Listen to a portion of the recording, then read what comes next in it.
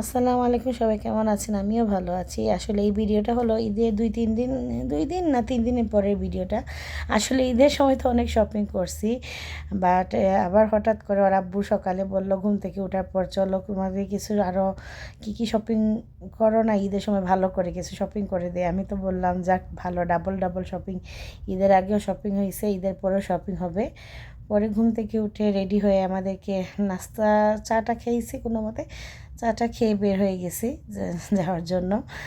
আর ওয়াসির বলছিল সে ওই যে আমাদের যে প্লাজা সুল থেকে আমরা শপিং করি, সেখানে ওই যে বাচ্চাদের গাড়ি আছে, গাড়ি টাড়ি চলা যায়, সে গাড়ি চলতে চায়, গাড়ি চলবে।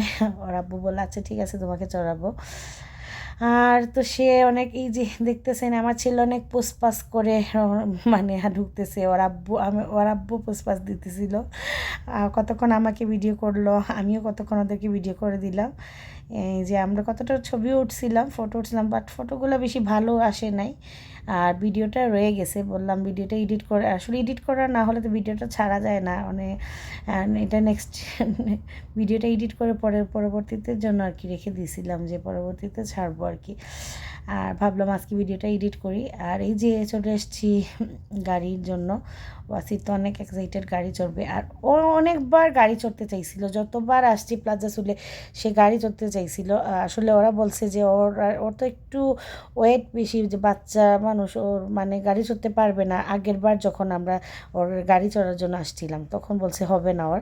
আর এবার ওই যে হোয়াইট কালার গাড়িটা এবার মনে হয় নতুন আসছে, বলছে সে চড়তে পারবে, সমস্যা নাই।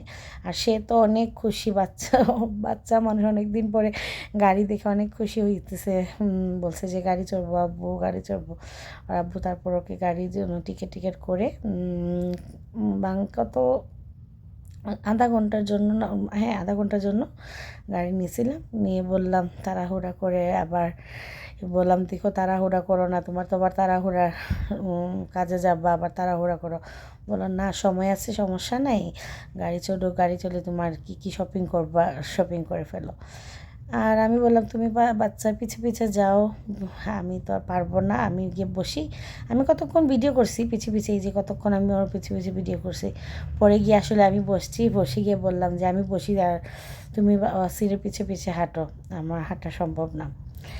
আসলে একটা কথা বলতে চাই যে ওর সাথে আমার বিয়েটা তো, আমাদের তো লাভ ম্যারেজ হয়েছে।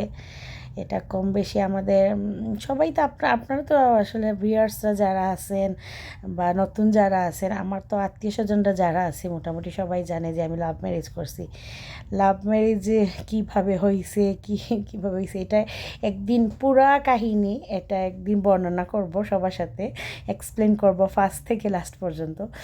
কিন্তু এখন আমাদের বিয়ের প্রায় হয়ে গেছে 11 বছর কমপ্লিট হয়ে গেছে, আলহামদুলিল্লাহ 11 বছর কমপ্লিট হয়ে প্রায় 12 বছরের কাছাকাছি চলে আসছে। এত বছরের সংসার, এর মধ্যে তো অনেক আমাদের লাইফে অনেক ঝড় গেছে, তুফান গেছে, বিয়ের আগে, বিয়ের পরে। বিয়ের আগে তো বলেই কি বলবো, কথা বলে কোনো লাভই নাই, যে বিয়ের আগে কি না কি হয়েছে, কারণ অনেক কাহিনী হয়েছে বিয়ের আগে।